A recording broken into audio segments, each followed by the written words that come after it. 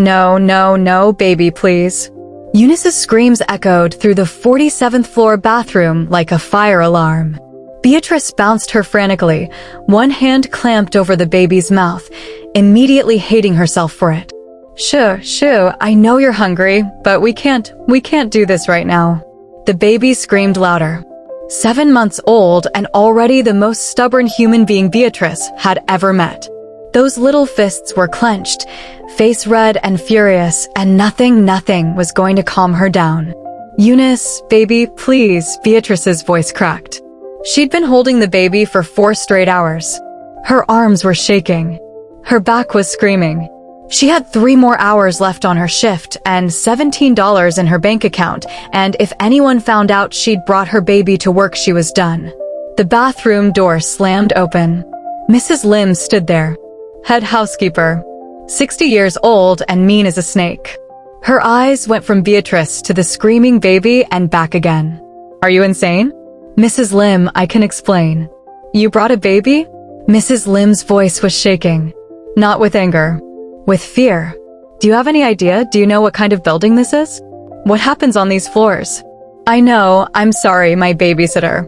I don't care about your babysitter. Mrs. Lim grabbed Beatrice's arm, hard enough to bruise. You need to leave. Right now. Before The bathroom lights flickered. Both women froze. Then Beatrice heard it. Footsteps in the hallway. Heavy. Multiple people. Mrs. Lim's face went white. Oh no. Oh God, no, he's not supposed to be here tonight. He said he was in Busan, he said. Who? Beatrice whispered. But Mrs. Lim was already backing away. I'm sorry. I'm so sorry. I can't if he finds me with you. She ran. Actually ran out of the bathroom like the devil himself was chasing her. Leaving Beatrice alone with a screaming baby and footsteps getting closer. Her heart was hammering so hard she thought she might throw up. She pressed herself into the corner, one hand over Eunice's mouth again, the other clutching the baby against her chest. Please stop crying. Please, baby, please just stop. The footsteps stopped. Right outside the bathroom door. Silence. Then a voice. Male. Speaking Korean. Too quiet for Beatrice to make out the words. Another voice responded. Also male. Also Korean. Then the door opened. Not slammed. Not thrown. Just opened. Like whoever was on the other side had all the time in the world. A man stepped inside. He was younger than Beatrice expected. Early 30s, maybe. Tall. Expensive suit that probably cost more than her car. His face was the kind of handsome that belonged in magazines, sharp jawline, dark eyes, perfectly styled black hair. But there was something wrong with his eyes. They were cold. Completely cold. Like looking into a frozen lake. 3 more men followed him in. All in suits. All with their hands near their waistbands in a way that made Beatrice's survival instincts scream gun gun gun gun. The first man looked at her. Then at Eunice. Who immediately stopped crying. Just stopped. The baby stared at him with huge brown eyes, her little chest still hitching with leftover sobs, but silent. Who are you? The man asked. His English was perfect. Barely accented. Beatrice's throat had closed up completely. I asked you a question. Beatrice, she forced out. Beatrice Williams. I work here. Cleaning crew. Night shift. I'm so sorry, I shouldn't be, I'll leave right now. Why is there a baby in my building? His building. Oh God. Park Hae-il. She was looking at Park Hae-il. The CEO. The man who owned Hansen Global. The man whose Wikipedia page had words like alleged connections and unconfirmed reports, and all charges were dropped but... Answer me. She's mine. Beatrice's voice was shaking so hard she could barely get the words out. My daughter. My babysitter. She had an emergency. Family thing. I couldn't find anyone else and I couldn't afford to miss my shift, so I thought if I could just keep her quiet. You thought wrong. One of the men behind Park Hae-il moved forward. Park Hae-il raised one finger. The man stopped. How old is she? 7 months. Name? Eunice. Park Hae-il stepped closer. Beatrice pressed herself harder against the wall, clutching Eunice tighter. He was looking at the baby with an expression Beatrice couldn't read. Not angry. Not exactly. Just intense. Like Eunice was a puzzle he was trying to solve. She's mixed, he said. Not a question. A statement. Yes. Korean? Half. Her father, he was Beatrice's voice broke. He's not in the picture. Military? How did he? Yes. Camp Humphreys. He went back to Seoul before she was born. Park Hae-il was quiet for a long moment. Then he held out his arms. Beatrice stared at him. What? Give her to me. I know. No, I'm not. That wasn't a request. I don't care. The words burst out before Beatrice could stop them. Terror made her stupid. Made her brave. She's my daughter. I'm not handing her to a stranger just because you told me to. The men behind Park Hae-il all tensed. One of them actually reached inside his jacket. Park Hae-il's eyes narrowed slightly. Then, impossibly, his lips twitched. Almost a smile. You have spine, he said. Stupid. But spine. If you're going to fire me, just fire me. If you're going to call the police, call them. But I'm not. Eunice reached out. Her little arms stretched toward Park Hae-il like he was her favorite person in the entire world. Beatrice felt her daughter lunge forward, nearly throwing herself out of her arms. No, baby, no, what are you? But Eunice was already making grabbing motions, her face scrunched up with determination, reaching and reaching for this stranger with the cold eyes and the dangerous men. She doesn't do this, Beatrice said frantically. She screams if anyone else tries to hold her. My own mother can't. She doesn't like strangers. She never. Park Hae-il caught Eunice mid-lunge. Just reached out and took her. And Eunice. Eunice stopped squirming. Stopped fussing. She grabbed a fistful of his expensive suit jacket, pressed her face into his neck, and let out this long, shuddering sigh. Like she'd finally found home. What the Beatrice couldn't breathe. How did you? She doesn't. Appa. The word was so soft Beatrice almost missed it. But Park Hae-il didn't. His entire body went rigid. The men behind him exchanged sharp glances. What did she say? Park Hae-il's voice sounded strange. Strangled. She's just babbling, Beatrice said quickly. She doesn't talk yet. She doesn't know what. Appa. Eunice patted his cheek with her tiny hand. Looked up at him with those huge brown eyes. Appa, Appa, Appa. Park Hae-il stared at the baby in his arms. Then his knees buckled. Not much. Just enough that one of his men lunged forward, alarmed. Sir, get out. Park Hae-il's voice was barely a whisper. Mr. Park. I said get out. The men hesitated. Now, they left. Fast. Like they were afraid of what would happen if they stayed. The bathroom door closed, leaving Beatrice alone with Park Hae-il and her daughter. Park Hae-il walked to the far wall, leaned against it, still holding Eunice. His shoulders were shaking. Sir, Beatrice's voice came out small. Are you? How does she know that word? He wasn't looking at her, just staring at Eunice. How does she know Appa? I don't know. I swear. I don't speak Korean. She's never heard. My daughter used to say it like that. His voice was hollow, empty. 3 times. Appa, Appa, Appa. Every morning when I picked her up from her crib. Every night when I came home. 3 times. Always 3 times. Beatrice's stomach dropped. You have a daughter? Had. The past tense landed like a punch. She was 6 months old when she died. Car bomb. Meant for me. My wife was driving. His voice was completely flat, reciting facts to keep from feeling them. For years ago. December 7th. 11:47 p.m. They were dead before the ambulance arrived. Oh God. I'm so. Don't. The word came out sharp. Don't say you're sorry. Everyone says they're sorry. Sorry doesn't bring them back. Eunice made a small sound and reached up to touch his face. Park Hae-il looked down at her, and Beatrice watched his entire face crumble. She has Minasio's eyes, he whispered. The same shape. The same. Why does she have her eyes? I don't know. Why did she call me Appa? How does she know that word? I don't know. Park Hae-il closed his eyes. Tears ran down his face. Silent. Steady. I haven't cried since the funeral, he said quietly. For years. Nothing. I thought I was empty. I thought everything inside me died with them. Eunice reached up with both hands and grabbed his face. Appa sad, she said clearly. Park Hae-il's eyes flew open. Did she just? She doesn't talk yet, Beatrice said, her own voice shaking. She shouldn't be able to, she's only 7 months old, babies don't. Appa, no cry. Eunice's voice was small but clear. She patted his wet cheeks. Appa, okay. Eunice here.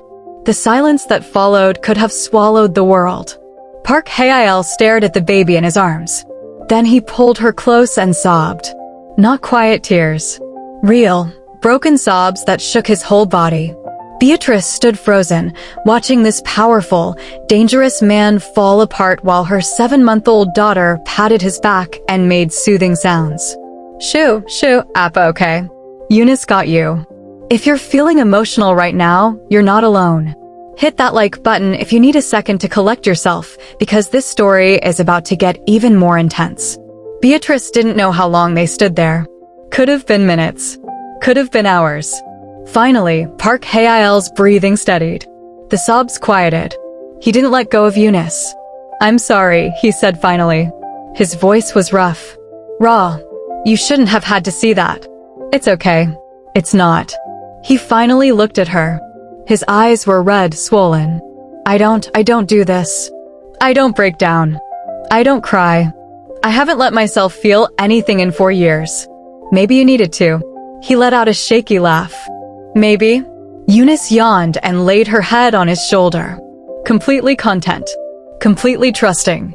She's falling asleep, Park Hae-il said quietly. She does that. Cries for hours, then passes out like someone flipped a switch. Minacio was the same way. His voice went soft. My wife used to say she had 2 modes. Screaming or unconscious. No in between. Beatrice didn't know what to say to that. Can I? Park Hae-il hesitated. Can I hold her for a few more minutes? Before you take her back. Every instinct Beatrice had said this was a bad idea. That she should grab Eunice and run. That this man was dangerous and broken and she didn't know him. But she looked at his face. Saw the desperate hope there. The grief. The longing for something he'd lost. Yeah, she said quietly. Okay. So Park Hae-il held her daughter. Rocked her gently. Whispered to her in Korean. Words Beatrice couldn't understand but could feel in her chest. Finally, he transferred Eunice back to Beatrice's arms. The baby stirred but didn't wake. Thank you, he said. For what? For letting me hold her. For not running. Most people would have run. Most people have better options. He smiled slightly. True. Then his expression shifted. Became businesslike. Controlled. You need a different job. I have a job. Cleaning toilets with a biochemistry degree from Yonsei? That's not a job. That's survival. Beatrice's defenses went up immediately. How do you know about? I investigate everyone who works in this building. Especially the ones who bring babies to work at 2 a.m. That's smart. It's smart.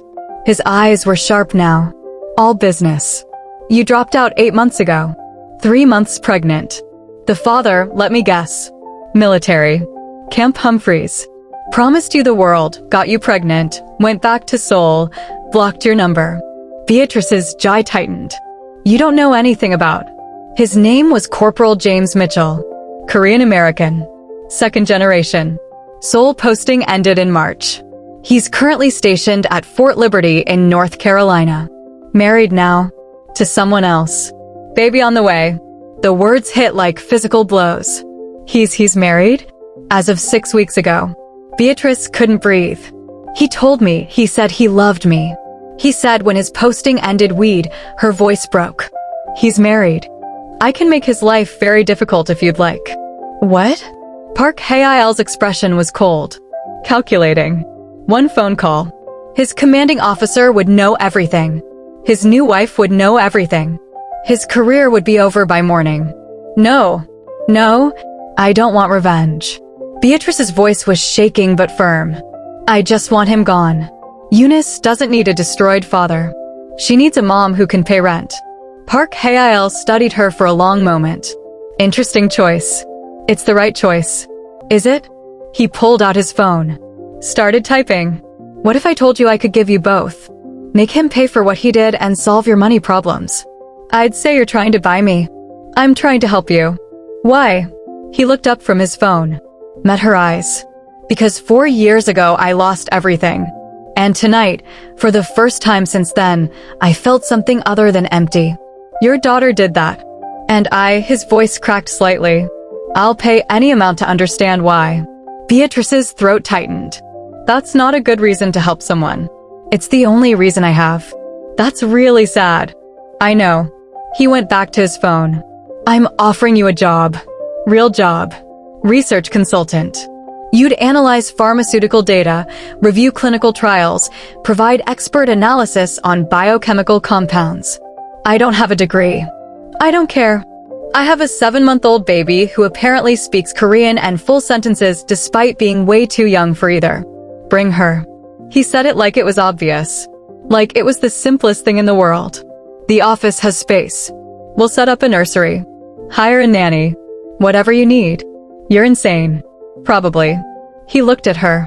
Salary is $280,000. Plus housing. Plus childcare. Plus benefits. Beatrice laughed. Couldn't help it. The sound came out slightly hysterical. You're offering me almost $300,000 to what? Analyze data while you play with my baby and pretend she's your dead daughter. Park Hae-il flinched like she'd slapped him. That was cruel, he said quietly. But accurate? Silence. Then, maybe. I don't know. He ran a hand through his hair. Made it messy. Made him look human instead of like a corporate robot. I don't know what I'm doing. I just know that when Eunice called me Appa, something inside me that's been dead for 4 years woke up. And I'm selfish enough to want to feel that again. So, this is about you. Yes. The honesty of it caught Beatrice off guard. At least you're not lying about it, she muttered. I try not to lie. It's inefficient. He pocketed his phone. Think about it. You have until tomorrow morning. And if I say no, then I'll respect your decision. You'll keep your current job.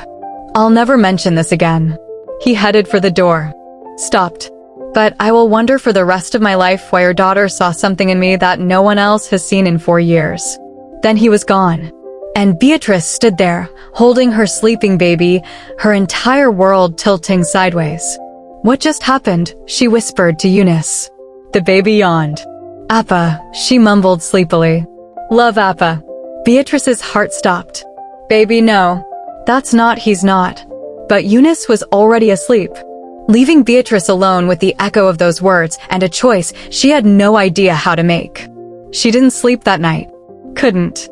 Instead, she sat on her apartment floor, the apartment with the eviction notice taped to the door, the apartment with roaches in the kitchen and mold in the bathroom, and Googled. Park Hae-il CEO. Hundreds of results. Forbes profiles. Business articles. Photos of him looking cold and corporate and nothing like the broken man who'd cried holding her daughter. Park Hae-il wife. That's where she found it. The explosion. 4 years ago. The car bomb that killed Lee Ji-won and her 6-month-old daughter Park Min-seo. Beatrice clicked on a photo. Min-seo had big brown eyes. The same shape as Eunice's. Oh my god, Beatrice whispered. She kept scrolling. Found a video from the funeral. Park Hae-il standing at the grave. Blink. Empty. Not a single tear. Like he died with them. Then she searched, Park Hae-il criminal. The results made her stomach turn. Allegations. Rumors. Whispers about business connections and alleged involvement, and all charges were dropped but one article mentioned pharmaceutical distribution, overseas shipments, unexplained routes. Another mentioned a lawsuit. Settled out of court. The details sealed. A third had a quote from a former employee. Mr. Park isn't someone you say no to. Not if you value your career. Or your life. Beatrice closed her laptop. Picked up her phone. Called her mama.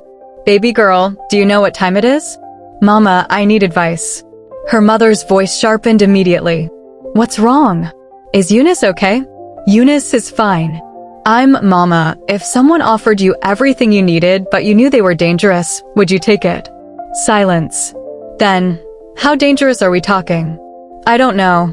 Maybe very. Maybe not at all. I can't tell. This about that job? Beatrice had mentioned Park Hae-il's offer in passing. Hadn't given details. Hadn't explained about Eunice calling him Appa or his dead daughter or any of it. Yeah, and you're scared. Terrified. Good. Her mother's voice was firm. Fear means you're smart. But baby, let me ask you something. You remember when you told me you were pregnant? And I asked what you were gonna do. You told me to come home. And you said no. You said you were staying in Korea. You said you'd figure it out. Her mother paused. You were terrified then too. But you did it anyway. And look at you now. You got a beautiful baby girl and you're surviving. Barely. Surviving is surviving. And if this job can help you do more than survive, if it can give Eunice a better life. Her mother's voice softened. Baby, sometimes we gotta take risks. Just make sure you know what you're risking. After she hung up, Beatrice lay in bed and stared at the ceiling. She thought about the eviction notice. The $17 in her account. Eunice's formula running out in 2 days. And she thought about Park Hae-il's tears. His broken voice. The way he'd held Eunice like she was made of glass and hope. At 6 a.m., she made her decision. She called the number he'd given her. He answered on the first ring. Yes, I'll take the job. Silence. Then, good. A car will pick you up at 9. Wait, today?